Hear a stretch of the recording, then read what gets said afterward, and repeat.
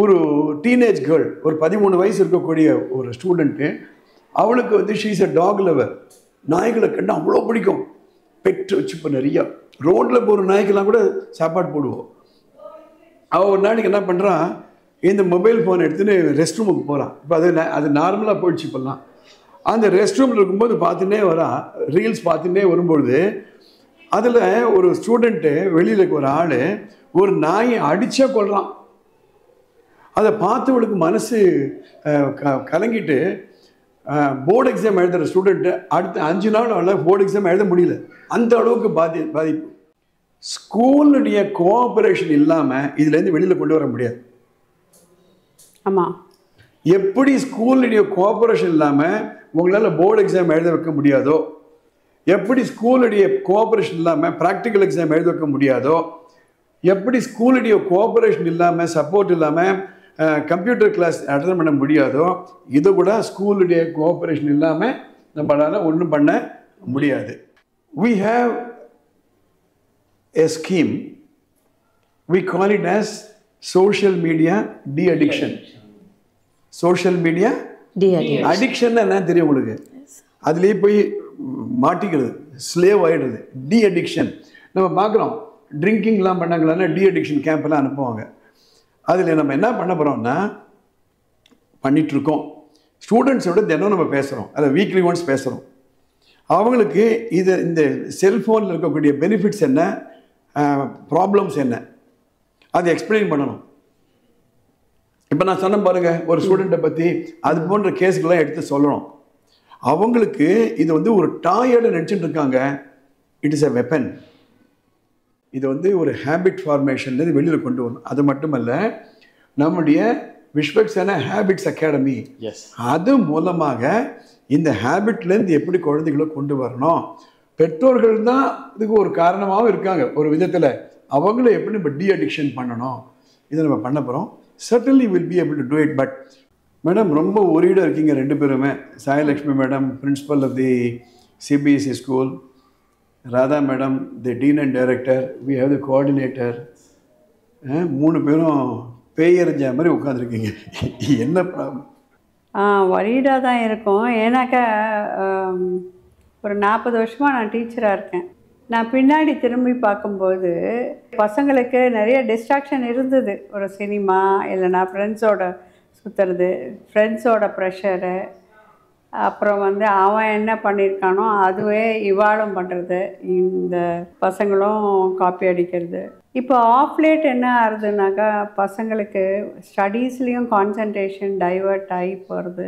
அது மட்டும் இல்லாத இந்த சோஷியல் மீடியா, அந்த செல்ஃபோனை வந்து நிறையா யூஸ் பண்ண ஆரம்பிச்சு. அதாவது ஒரு ரூமில் 2 பசங்க உட்காண்டிருந்தாக்க ஆளுக்கு ஒரு செல்ஃபோனை வச்சுன்னு உட்காண்டிருக்காளே தவிர இன்ட்ராக்டிவாக பேசுறதில்ல.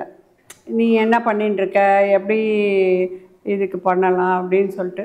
கம்பைன் ஸ்டடி இருந்தால் கூட அவள் செல்ஃபோனை வச்சுன்னு உட்காண்டிருக்கா. இன்னும் வந்து அந்த பேரண்ட்ஸ் வந்து அவங்க கண்ட்ரோல் பண்ண முடியல. ஏன்னோ ஹோம்ஒர்க் அதில் வருது, இது வருது, அது வருது, இதை பார்க்கணும் அப்படின்னு சொல்கிறா. கம்ப்யூட்டர் சென்டருக்கு போகிறது, ப்ரௌசிங் சென்டருக்கு போகிறது அப்படின்னு சொல்லிட்டு. இதுலேருந்து எப்படி மீண்டு வருது அந்த குழந்தைகள்? அவங்களுக்கு வாழ்க்கை என்பது என்ன, படிப்பு என்பது என்ன, எங்கே போகிறோம் நம்ம, அந்த சின்ன வயசில் அவளுக்கு புரிதல் கொஞ்சம் கம்மியாக தான் இருக்குது. So your main question is what? Mobile phone. Mobile, right? Okay. So let me understand. உங்கள் கொரி என்னென்னா, 40 இயர்ஸாக நீங்கள் டீச்சராக இருக்கீங்க. எத்தனையோ டிஸ்ட்ராக்ஷன்ஸ்லாம் இருந்தது. ஃப்ரெண்ட்ஸ் டிஸ்ட்ராக்ஷன், சினிமா டிஸ்ட்ராக்ஷன், வண்டி எடுத்து சுற்றுறது. இப்போது அதிகமாக டிஸ்ட்ராக்ஷன் இருந்து mobile phone. Okay, let me answer this question. And இது வந்து நிறைய பேருக்கு போய் சேரணும். நம்ம யாரோட போட்டி போடுறோம் அப்படின்றத நம்ம கொஞ்சம் புரிதல் இருக்கணும், தெளிவு இருக்கணும். இப்போ டக் ஆஃப் வார் பார்த்துருப்பீங்க ஸ்கூல்ல எல்லாம். ஒரு ரோப் இருக்கும், அந்த ரோப் நடுவில் ஒரு கர்ச்சீஃப் கட்டுருவாங்க. இந்த பக்கம் ஒரு டீம், இந்த பக்கம் ஒரு டீம் இழுப்பாங்க. அது யார் பக்கம் அதிகமாக போகிறதோ அவங்க ஜெயிச்ச மாதிரி. இப்போது யாரோட நம்ம போட்டி போடுறோம் அப்படின்னா, இந்த மொபைல் ஃபோனை நீங்கள் கொடுத்துட்டீங்க. இந்த மொபைல் ஃபோனை அவன்கிட்ட நம்ம பிடுங்கணும். அவன் மொபைல் ஃபோன் அவன் கையிலேயே வச்சுக்கணும் அப்படின்னு ஒரு ஃபோர்ஸ் ஆப்ரேட் பண்ணுறது. அந்த மொபைல் ஃபோனை பிடுங்கணும் அப்படின்னு நாம் பண்ணுறோம். இதுதான் டக் ஆஃப் வார். நீங்கள் யோசனை பண்ணி பார்த்தீங்கன்னா இந்த மொபைல் ஃபோன் பண்ணுறவங்களாம் பெரிய ரிசர்ச் அண்ட் டெவலப்மெண்ட் கம்பெனிலாம் இருக்கும். எப்படி ஷேப் கொண்டு வரணும், எப்படி டிசைன் கொண்டு வரணும், என்ன ஃபீச்சர்ஸ்லாம் கொண்டு வந்தால் அது அப்படியே அப்படி நிற்கும். லைட்டாக இருக்குமா, லைட்டாக இருக்கணும், ஃபேன்சியாக இருக்கணும், நிறைய ஆப் இருக்கணும், புது புது ஆப்பாக கொண்டு வந்துகிட்டே இருப்பாங்க. அந்த ஏஜுக்கு எந்த ஆப்பு போட்டால் அவங்களை அப்படியே சுண்டி இழுக்க முடியுமோ அது மாதிரி ஆப்பாக போடுவாங்க. அப்புறம் கால் ரொம்ப சீப்பாக இருக்கணும், மெசேஜ் இதெல்லாம் பண்ணி ஆகணும். ஸோ இன்ட்ரெஸ்டிங் இதெல்லாம் கொண்டு போவாங்க. அது ஒரு பக்கம். ரெண்டாவது பக்கம் அப்படின்னு பார்த்திங்கன்னா சின்னத்திரை இருக்குது, சினிமா இருக்குது, ஆட் இருக்குது. இன்றைக்கி அடுத்த கூட நம்ம ஒரு சீரியல் பார்த்துட்டு இருந்தோம். அந்த கேரக்டர்ஸ் அவங்க ட்ரெஸ் பண்ணிக்கிற விதம், அவங்க பேசக்கூடிய வார்த்தைகள், அதில் எப்படி எடுப்பாங்க அப்படின்னா ஒரு ஆன் பண்ணிட்டீங்களான்னா அதை ஆஃபே பண்ண முடியாது உங்களால். அது மாதிரியான ஒரு ஈர்ப்போடு உங்களை வச்சுருப்பாங்க. அந்த சினிமாவில் நடிக்கிறவங்கெல்லாம் ஃபிலிம் இன்ஸ்டியூட்டில் படித்தவங்க. எந்த கேமரா எந்த ஆங்கிளில் போடணும், எப்படி டைரக்ட் பண்ணணும், எப்படி மியூசிக் கொண்டு வந்தால் அது மனசுக்கு இதமாக இருக்கும், எப்படி நடிக்கணும், எப்படி ஜோக் சொல்லணும், அது மாதிரி படித்து வந்து எழுதி கதை எழுதி வசனம் கழித்து நடிக்க வச்சு அதை உங்கள்கிட்ட கொடுக்குறாங்க. அதுலேருந்து உங்களை கொண்டு வரணுன்றது தான் வார். ஓகே. ஸோ ஒரு ஆர்டினரி பேரண்ட்டு அப்படின்னு பார்த்தோம்னா இஸ் நாட் அ ப்ரொஃபஷ்னல். அவருக்கு எப்படி கம்யூனிகேட் பண்ணுறதுன்னு தெரியாது. ஒரு 20 செகண்ட் அந்த அந்த ஆட் ப்ரமோஷன் பண்ணுறதுக்கு 2 மணி நேரம் 3 மணி நேரம் அவங்க ஷூட் நடந்திருக்கும். So we are dealing with unequal competition. We are not equal to them. So it's going to be very, very difficult. என்ன செய்யலாம் அப்படின்னா the parents have to be trained.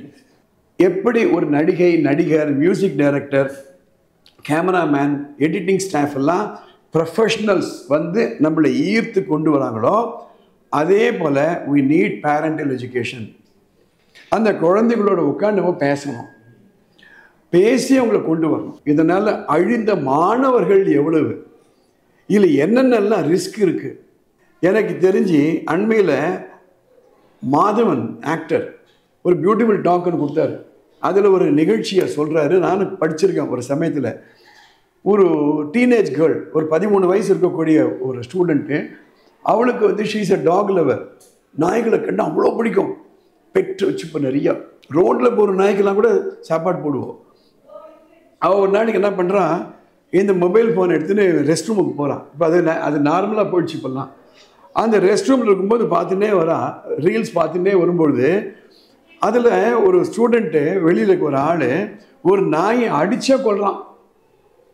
அதை பார்த்தவளுக்கு மனசு கலங்கிட்டு போர்டு எக்ஸாம் எழுதுகிற ஸ்டூடெண்ட்டு அடுத்த 5 நாள் அவளால் போர்டு எக்ஸாம் எழுத முடியல. அந்த அளவுக்கு பாதிப்பு. அப்புறம் இதில் செல்ஃபி எடுக்கிறது எப்படி கற்றுக் கொடுக்குறாங்க.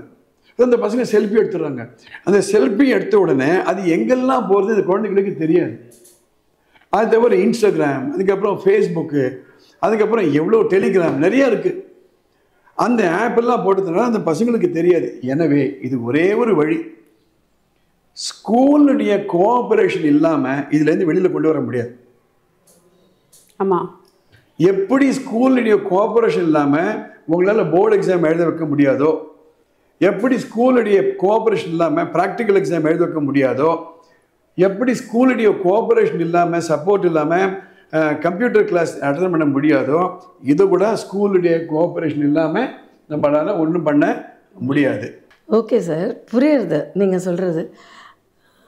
அக்கார்டிங் டு அஸ், நம்ம விஸ்வக்சேனா எஜுகேஷனல் இன்ஸ்டிடியூஷன்ஸ் இவங்களுக்கு பேரண்ட்ஸ்க்கு நம்ம என்ன பண்ண போகிறோம், what we are going to do from our part. Okay, we have a scheme, we call it as social media de-addiction. social media addiction என்ன தெரியும் உங்களுக்கு? அதுலேயே போய் மாட்டிக்கிறது, ஸ்லேவ் ஆகிடுறது, de-addiction. நம்ம பார்க்குறோம் ட்ரிங்கிங்லாம் பண்ணாங்களான்னா டி அடிக்ஷன் கேம்ப்லாம் அனுப்புவாங்க. அதில் நம்ம என்ன பண்ண போகிறோம்னா பண்ணிகிட்ருக்கோம். ஸ்டூடெண்ட்ஸோட தினம் நம்ம பேசுகிறோம், அதை வீக்லி ஒன்ஸ் பேசுகிறோம். அவங்களுக்கு இந்த செல்ஃபோனில் இருக்கக்கூடிய பெனிஃபிட்ஸ் என்ன, ப்ராப்ளம்ஸ் என்ன, அதை எக்ஸ்பிளைன் பண்ணணும். இப்போ நான் சொன்ன பாருங்கள், ஒரு ஸ்டூடெண்ட்டை பற்றி அது போன்ற கேஸுக்கெல்லாம் எடுத்து சொல்லணும். அவங்களுக்கு இது வந்து ஒரு டாயோட நினச்சிட்டு இருக்காங்க. It is a weapon, it is a weapon அவங்க புரிஞ்சுக்கணும். அது மட்டும் இல்லை, பேரண்ட்ஸுக்கிட்ட நம்ம சொல்லணும். அசர்ட்டிவ்னஸ்னா என்ன, எப்படி வந்து கருத்துக்களை வலியுறுத்தி சொல்லணும், அது சொல்லணும். Okay, right. அது மட்டும் இல்லை, அதுக்கு ஒரு ஸ்டெப் போய் ஒரு சின்ன சின்ன எக்ஸசைசஸ், இந்த ஃபோனிலேருந்து வெளியில் வரத்துக்கு பேரண்ட்ஸுக்கு ஒரு சின்ன சின்ன எக்ஸசைஸ் நம்ம சொல்லிக் கொடுக்க போகிறோம். இந்த சோஷியல் மீடியா டி அடிக்ஷன் சொன்னீங்களா sir, how do we going to involve the parents and students in this? Okay, so நம்ம என்ன பண்ண போகிறோம், வர கல்வியாண்டில் இந்த coming academic year we're going to enter into a contract. Actually நான் இந்த யூஎஸில் பார்த்தேன், ஒரு கான்ட்ராக்டே இருக்குது.